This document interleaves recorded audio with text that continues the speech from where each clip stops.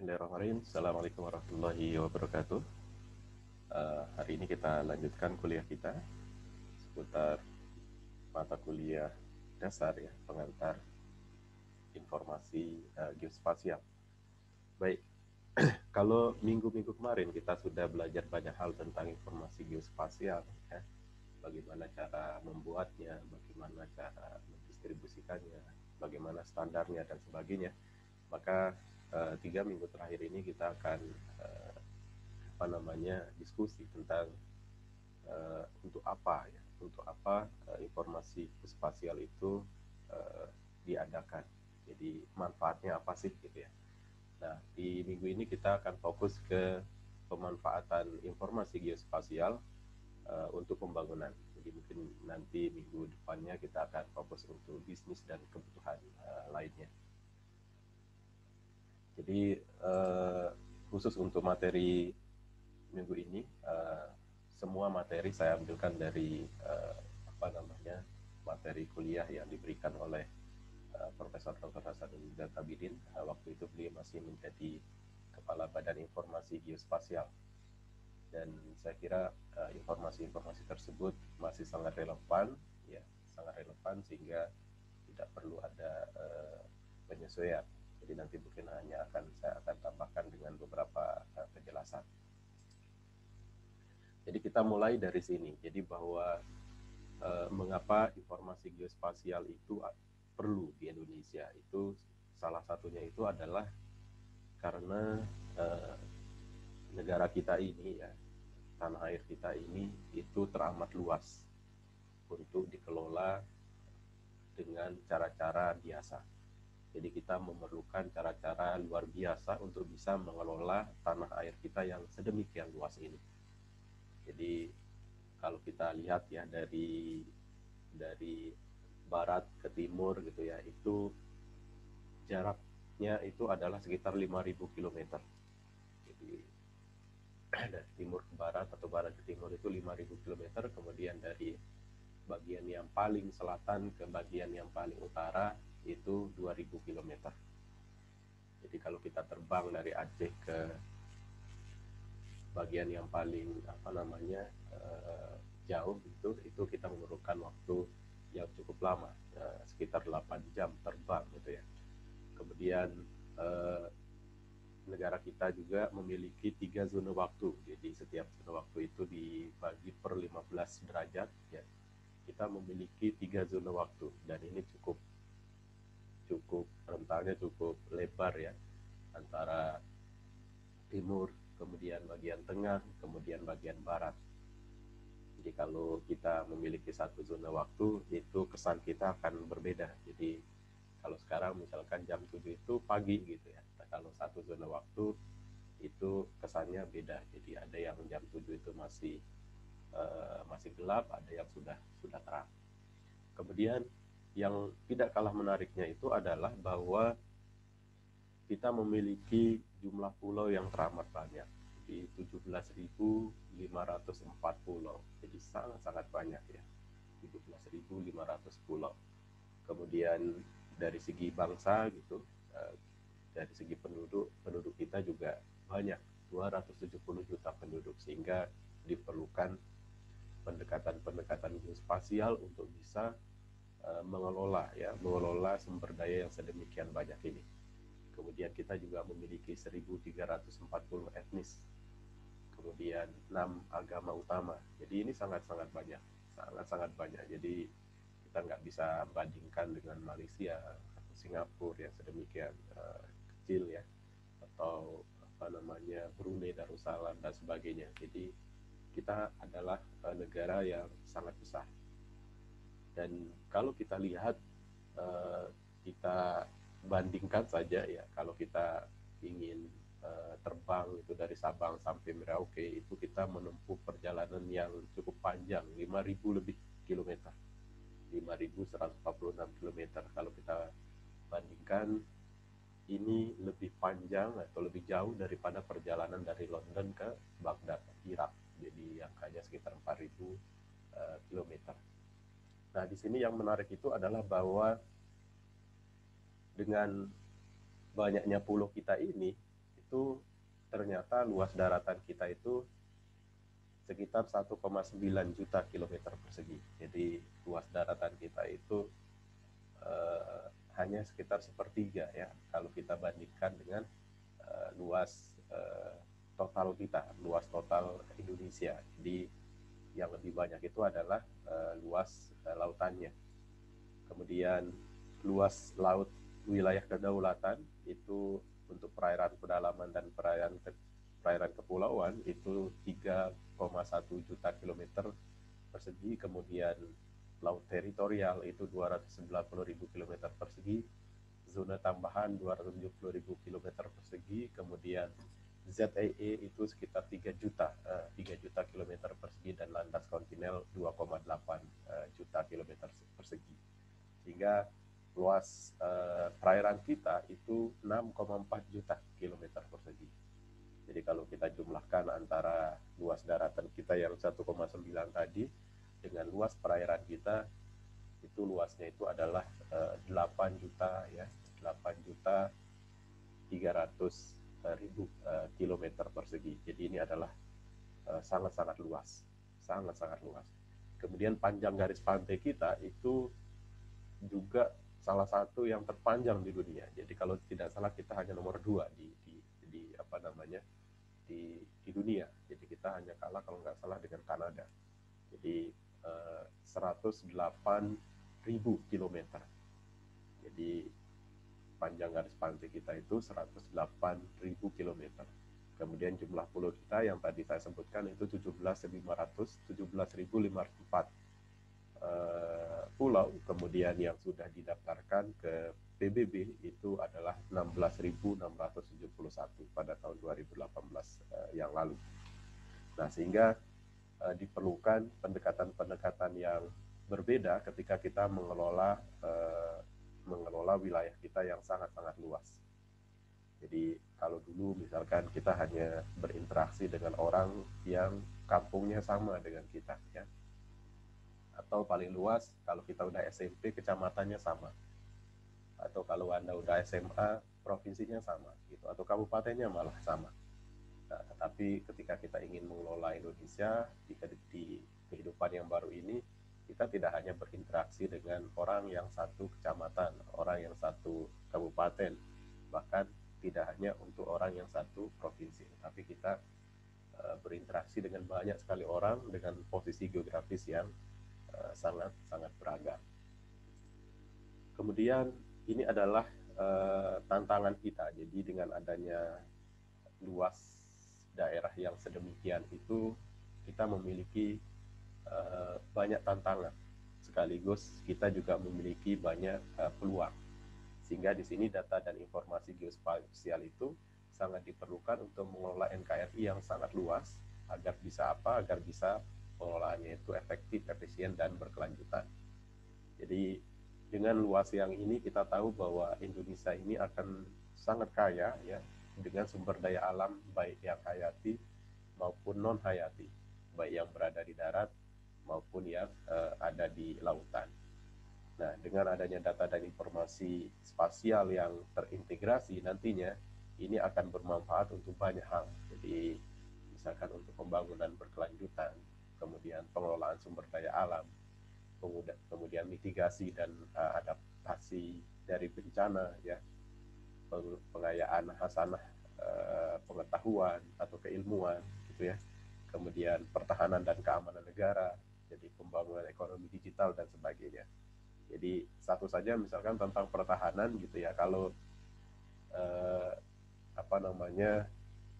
daerah kita hanya misalkan seluas Singapura gitu ya, itu untuk menjaganya saya kira tidak terlalu repot dibanding dengan misalkan kita ada perang misalkan dengan Indonesia yang sedemikian luas. Jadi orang bisa masuk kemana saja, lewat mana saja, sehingga dia memerlukan cara yang berbeda ketika kita ingin mempertahankan kedaulatan negara kita.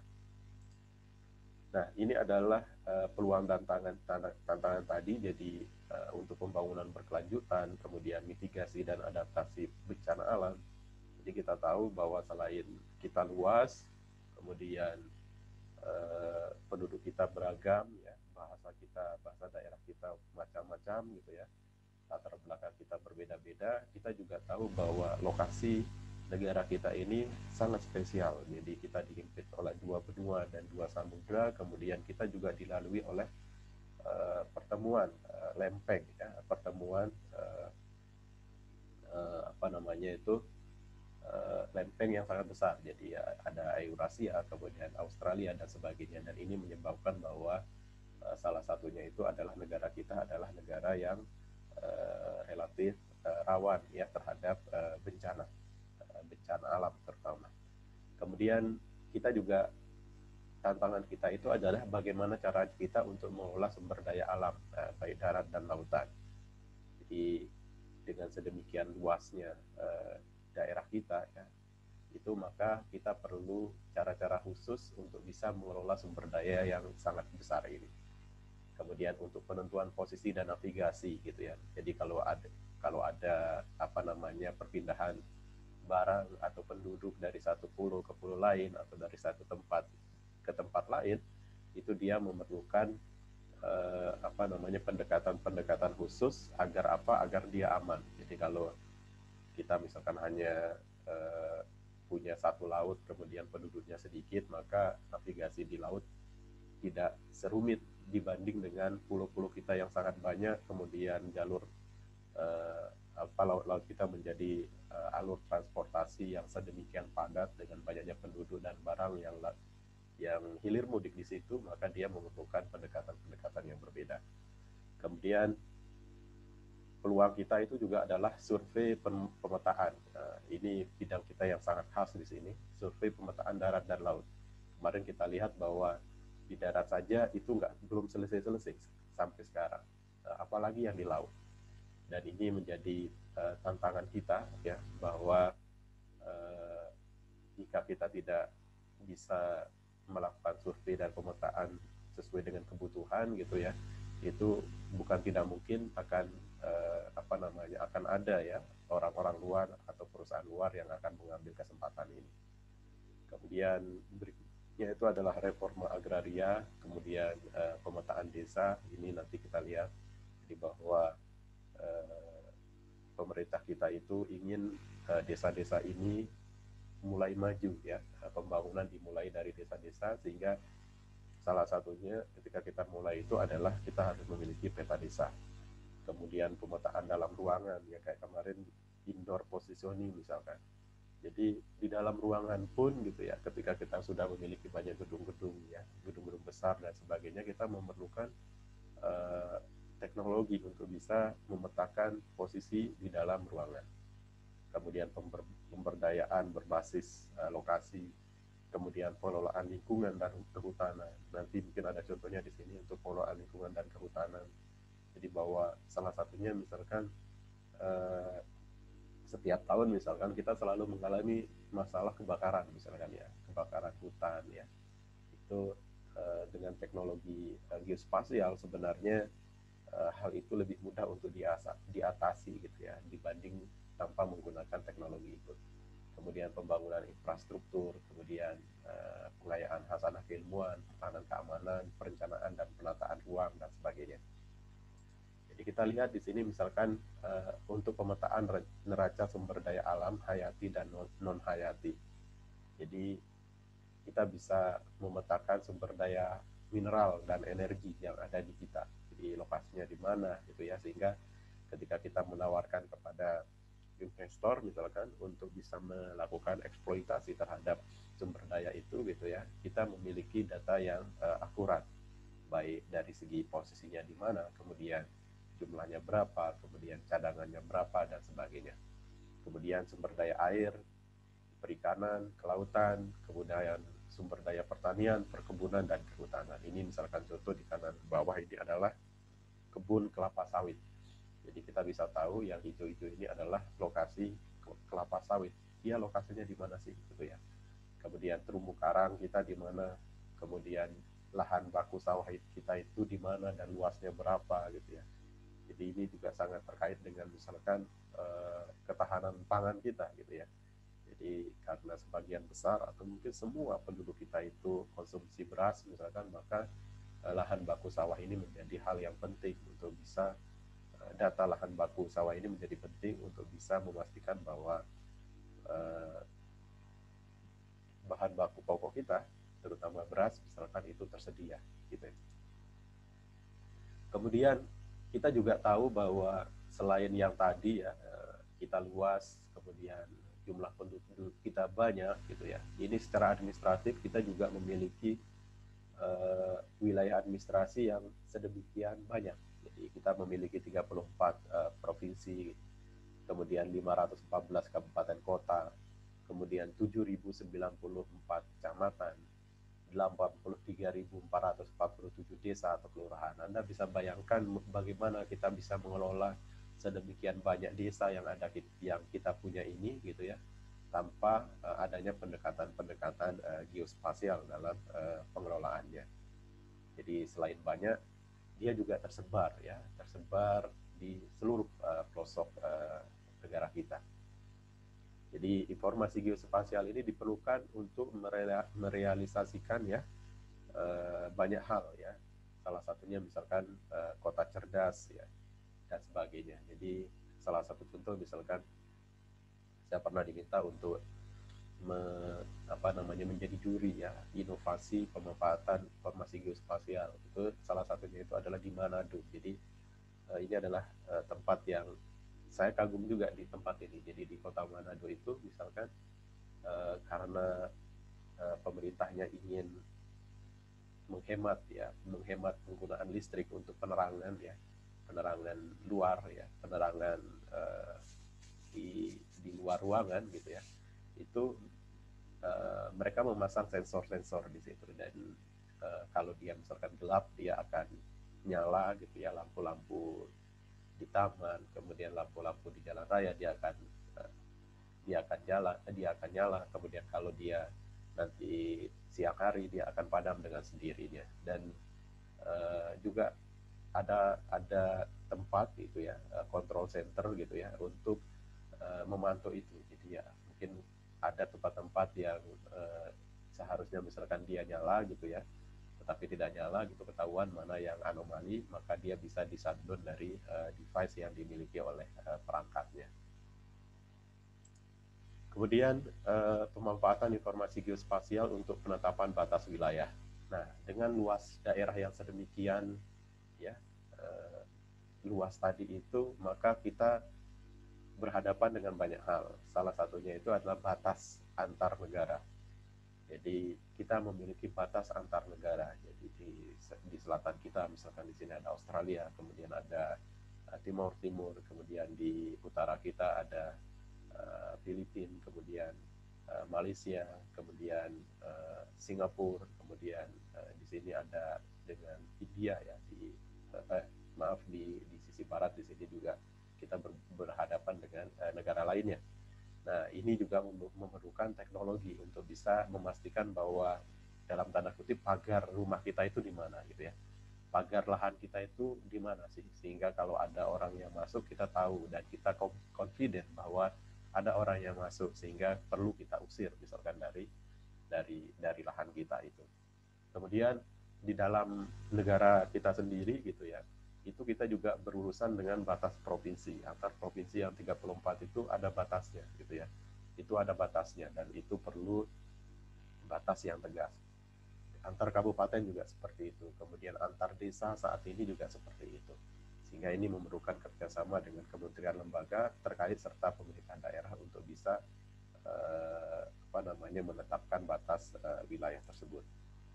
Nah, ini adalah contoh pemetaan desa tematik skala 1:5.000. Jadi dengan adanya kebijakan untuk membangun ya, pembangunan dilakukan dari desa-desa kita ya, daerah-daerah pinggiran, maka kita memerlukan peta desa. Peta desa ini luar biasa, dia memerlukan peta dengan skala 1:5.000. Jadi 1:5.000 ini skala besar ya. Jadi dengan adanya ini saja gitu ya, ini pekerjaan yang luar biasa banyak. Jadi desa kita yang lebih dari 80.000 ya tadi jumlahnya gitu ya, di seluruh Indonesia itu memerlukan peta desa skala 1:5.000. Untuk apa perlu ini? Ini adalah untuk perencanaan pembangunan. Jadi jangan sampai ya pembangunan itu dibiarkan liar, ditumbuh tanpa dikendalikan.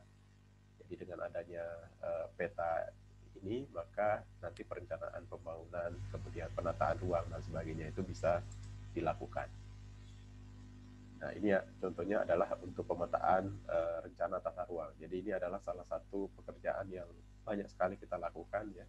Masing-masing daerah ya, kabupaten dan kota itu biasanya ya, juga provinsi itu memerlukan rencana tata ruang, baik itu rencana tata ruang wilayah, kemudian rencana detail tata ruang dan sebagainya. Dan ini pekerjaan yang dalam tanda kutip nggak selesai-selesai karena memang dia dinamik, jadi harus diupdate dan sebagainya. Kemudian di luar yang tadi itu adalah bahwa kita ini adalah negara yang memiliki potensi ya, potensi bencana yang sedemikian banyak. Jadi kita dilalui oleh cincin api ya, ring of fire. Kemudian di negara kita juga sangat banyak sekali ya, sangat banyak sekali gunung api, sangat banyak sekali gunung api. Kemudian sumber-sumber gempa misalkan juga itu sangat banyak, sehingga kita memiliki banyak sekali kerentanan ya. Ya, kita banyak sekali memiliki ancaman bencana di sekitar kita, baik itu dari dari gempa bumi, kemudian tsunami, kemudian letusan gunung api, kemudian banjir. Ini sudah mulai nih negara kita saat ini. Jadi karena kita di wilayah tropis itu, kita juga memiliki ancaman bencana hidrometeorologis itu yang disebabkan oleh cuaca ya. Jadi yang terkait dengan air dan sebagainya, flooding, kemudian landslide, longsor, kemudian land subsidence, jadi penurunan tanah kita gitu ya. Tanah kita itu turun, begitu dia turun itu juga akan jadi masalah. Kemudian kekeringan, kemudian forest fire, kebakaran dan sebagainya. Nah, informasi geospasial ini penting untuk pengelolaan dan pengurangan resiko bencana. Jadi kalau kita lihat dari siklus bencana itu, maka peranan dari data ini sangat diperlukan. Jadi kita memerlukan banyak sekali, misalkan dengan adanya informasi geospasial dasar ini saja, misalkan kita memiliki jaring kontrol horizontal nasional, kemudian GPS course dan sebagainya, ini bisa dipakai untuk membuat peta gempa ya, potensi gempa. Jadi kita tahu daerah-daerah mana misalkan ya memiliki potensi gempa, kemudian besarnya berapa, itu bisa kita prediksi. Yang tidak kita bisa prediksi itu adalah kapan kejadiannya. Kemudian yang lain-lain juga seperti itu, dengan adanya peta dasar gitu ya, ini bisa menjadi sumber kita ketika kita ingin merencanakan atau membuat rencana-rencana penanggulangan bencana, termasuk misalkan untuk kegiatan rehabilitasi, misalkan untuk daerah-daerah yang sudah terkena bencana gitu ya. Dengan adanya peta dasar dan juga peta tematik itu, kita bisa melakukan rehabilitasi dengan cepat. Kemarin misalkan contohnya itu adalah, mungkin Anda nggak kebayang, misalkan ketika sudah terjadi tsunami misalkan ya, yang menyapu satu kota misalkan ya, pinggir pantai hilang gitu ya. Kemudian kebayang nggak misalkan bagaimana cara mengembalikan batas-batas tanah ya yang dimiliki oleh orang-orang yang ada di situ. Nah, di mana batasnya? Kalau dulu misalkan tanah saya itu di pertigaan jalan ini gitu. Nah, sementara jalannya udah hilang. Kemudian atau rumah saya di bawah pohon kelapa yang tingginya sekian misalkan. Pohon kelapanya sudah nggak ada. Nah, rumah saya di samping gedung Bank A misalkan. Gedung Bank A-nya itu sudah hilang. Nah, maka dengan adanya data geospasial ini kita bisa rekonstruksi. Jadi lokasinya di mana, kemudian kita bisa kembalikan hak-hak itu kepada yang memiliki. Kemudian ini adalah integrasi data untuk mendukung pembangunan. Jadi sudah ada Perpres Satu Data Indonesia tahun 2019. Jadi standar data, standar satu metadata baku, interoperabilitas dan sebagainya. Ya, ini menyebabkan kita memiliki satu data yang terintegrasi. Dan ini kebutuhannya banyak banget ya, untuk kebutuhan mendesak, kemudian pembangunan berkelanjutan, kemudian perencanaan dan penganggaran pembangunan. Nah, di SDGs atau pembangunan berkelanjutan itu informasi geospasial juga diperlukan.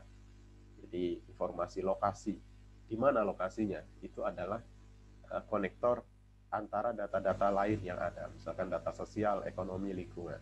Kalau kita misalkan berbicara orang miskin, di mana orang miskin itu? Kita bicara misalkan orang tidak berpendidikan, misalkan, atau kurang akses pendidikannya, di mana mereka, di mana lokasinya. Jadi tidak hanya berbicara tentang misalkan berapa persen yang tidak bisa mengakses pendidikan, kemudian berapa jumlah orang tidak mampu untuk sekolah, berapa jumlah orang yang tidak memiliki tempat tinggal dan sebagainya. Tapi dengan adanya informasi lokasi, kita bisa lebih akurat ketika berbicara tentang data-data tersebut itu. Jadi atribut lokasi, data dan informasi secara umum kerap menjadi kurang bermakna ya. Tanpa atribut lokasi tadi, data dan informasi itu secara umum menjadi tidak bermakna atau kurang bermakna. Jadi kalau kita bicara kayak tadi misalkan, Provinsi Jawa Timur misalkan tingkat kemiskinannya misalkan 10%. Hanya itu saja, itu dia tidak bermakna banyak. Beda jika misalkan jumlah penduduk yang miskin itu sekian orang, lokasinya di RT sekian, RW sekian, kecamatan ini gitu ya, desa sekian, desa apa gitu ya, kecamatannya apa, kabupaten dan sebagainya, itu maka tindakan-tindakan untuk mengatasi masalah itu bisa lebih tepat ya, lebih tepat. Kemudian integrasi data statistik dan geospasial sudah merupakan gerakan global. Jadi di luar itu bahwa semua data statistik itu dia harus memiliki informasi geospasial. Jadi apapun itu. Jadi hampir semua data statistik itu dia memiliki aspek ruangan atau lokasi, aspek lokasi. Maka kegiatan melakukan integrasi ini akan mendatangkan manfaat yang lebih banyak. Kemudian dukungan informasi geospasial untuk tujuan pembangunan berkelanjutan, kalau kita perhatikan di sini dia punya 4 pilar ya.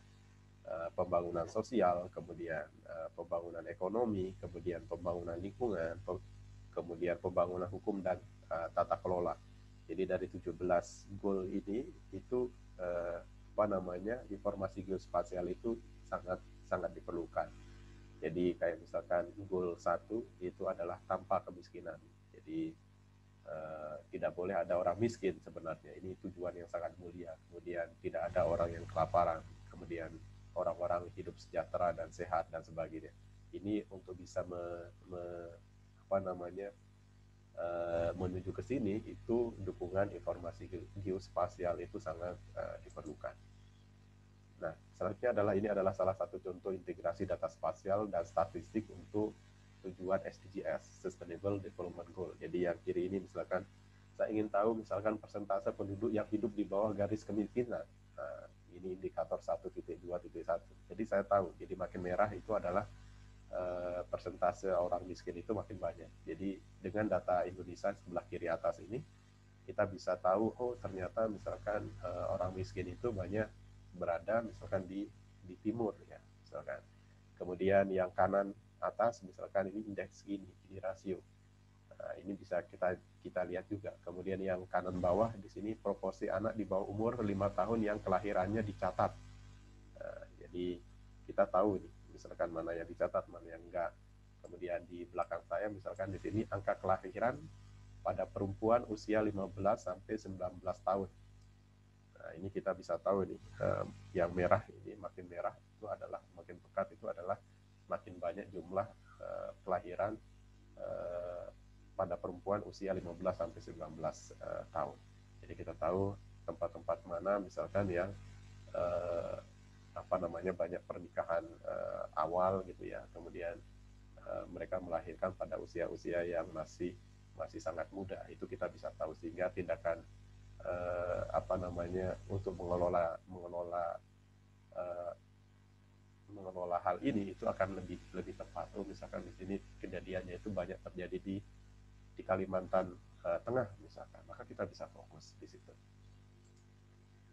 Kemudian ini adalah contoh integrasi data spasial dan statistik lainnya. Jadi misalkan data peta kepadatan dan distribusi tenaga kesehatan. Jadi kita bisa tahu ya, ini merah itu artinya yang sebelah kiri atas itu adalah yang distribusi tenaga kesehatannya sedikit ya. Ini kita tahu ini ada daerah-daerah merah. Kemudian yang hijau ini adalah yang cukup ya, tenaga kesehatannya. Kemudian kanan atas ini adalah, ini mungkin sudah mulai menarik ya, peta proporsi individu yang mempunyai telepon genggam. Nah, kita bisa tahu. Jadi ternyata ada tempat-tempat yang berwarna merah ini yang tidak memiliki telepon genggam. Jadi kita bisa tahu di mana tempat-tempatnya. Kemudian peta rasio elektrifikasi, ini daerah-daerah yang merah ini adalah kiri bawah, ini adalah daerah-daerah yang belum dialiri listrik. Kemudian kita juga bisa tahu misalkan peta angka kematian akibat bunuh diri. Nah, di mana lokasinya dan sebagainya. Sehingga tindakan-tindakan yang diperlukan itu akan lebih tepat sasaran ya ketika data ini ada. Kemudian satu data untuk penanganan COVID, misalkan yang saat ini kejadian ya, dengan data spasial, data statistik, data keuangan negara, dan data lainnya yang meliputi data kesehatan, kependudukan, sosial ekonomi, bisnis, ketenaga kerjaan. Kita bisa membuat data yang banyak sekali manfaatnya. Jadi kalau Anda berkunjung ke COVID-19, dig.go.id bisa melihat yang ini. Jadi misalkan ini adalah analisis kerentanan bahayanya daerah di Jakarta, misalkan di mana di lokasi-lokasi yang rentan. Kemudian yang tengah ini analisis resiko pandemiknya di mana. Kemudian service area capacity analysis ini sekarang mulai menarik sekali karena di beberapa tempat itu tingkat ketersediaan istilahnya beranjang ya, bed ya, itu sudah banyak yang 100%. Jadi kalau ada orang yang mau dirawat di tempat itu sudah tidak bisa. Itu kalau ada datanya itu, maka akan lebih mudah untuk mengambil tindakan. Termasuk misalkan kalau saya lokasinya di mana gitu ya, ada kejadian luar biasa, saya harus ke rumah sakit mana yang di situ bednya masih tersedia, supaya tidak perlu mengunjungi banyak tempat, menghabiskan waktu dan sebagainya. Jadi udah tahu, ini target saya di sini yang bednya itu tersedia, misalkan kapasitasnya masih bisa menerima pasien tertentu. Nah, kemudian ini